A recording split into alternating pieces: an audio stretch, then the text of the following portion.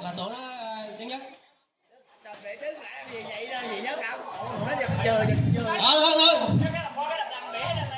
Còn bơ. Xin rồi, xin rồi, xin rồi mà. Rồi. Tất cả chú ý đi. Trận đấu đầu tiên á. 1, 2, 3, bắt đầu.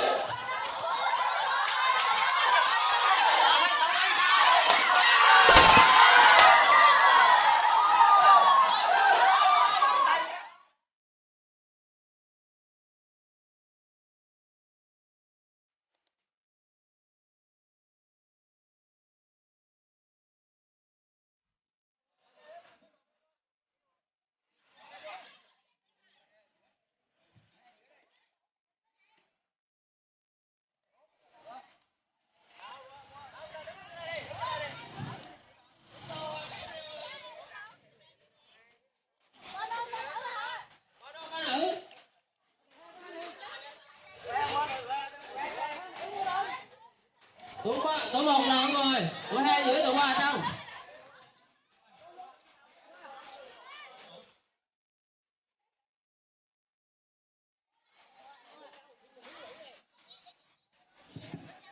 Tụ 1 đuổi ra.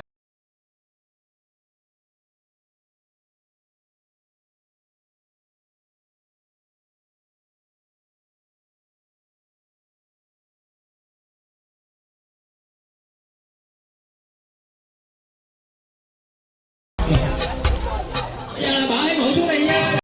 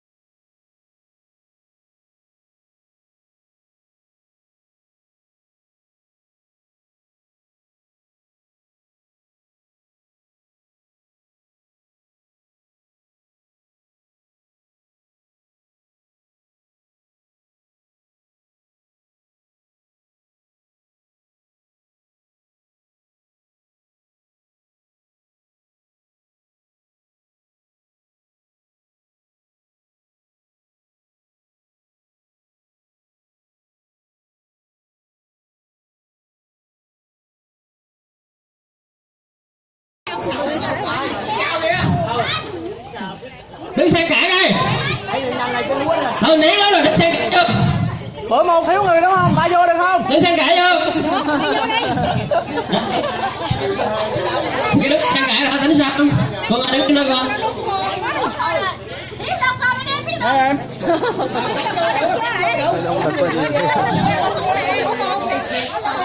Rồi, bây giờ ngõ đi. Bà con ta ngõ đi. Chị. Ngõ đầu tiên.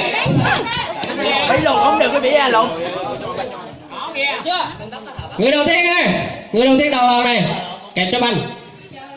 Người thứ nhì dùng lấy chân thôi, không được dùng tay.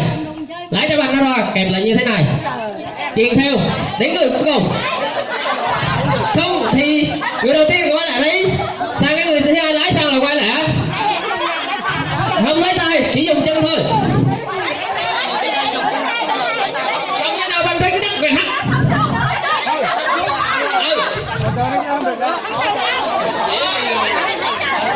Nát liền. Ý là bà con nghe nói này, trò chơi này khó quá. Không ý là mình thì dân thường hay nói thì chơi cái này kỹ năng nó vừa quá, kỹ thuật cô quá, chơi được không? Mình chơi cái đó đi. Cái đó là bà con mình tìm tay cắt lấy.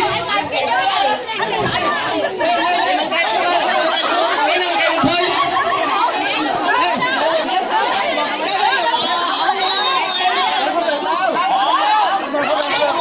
Bây giờ là giờ không có đôi rồi thì cái người đầu tiên đấy không vào thì không tới điểm. Xong lấy nhặt về đưa người thứ nhì. Người thứ nhì đấy cứ theo lượt như vậy hết 4 lượt tổ vô. Không cần nhanh nha, tính điện nha. Sang cãi vô ơi. Chị Hân. Chị Hân.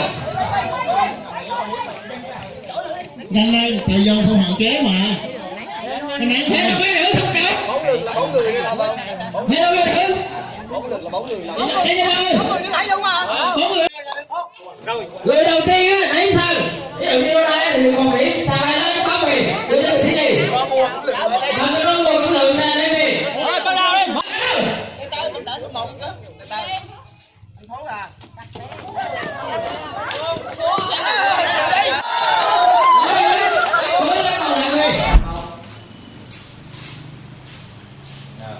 Dạ bơ là bơ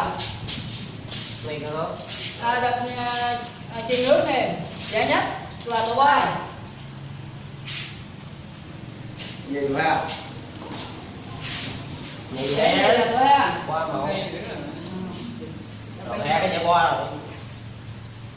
Còn một cái gì nữa? Cái gì? Cô có đây là cái trong đó có tiền nhất rồi.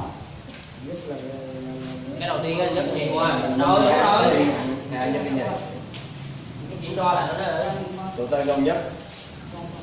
Cái gì vậy? Đúng không? Gom nhất.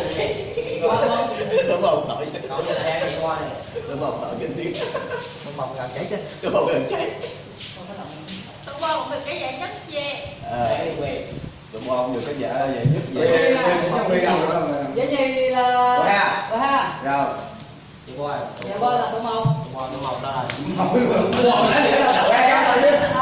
nhất. Dạ nhất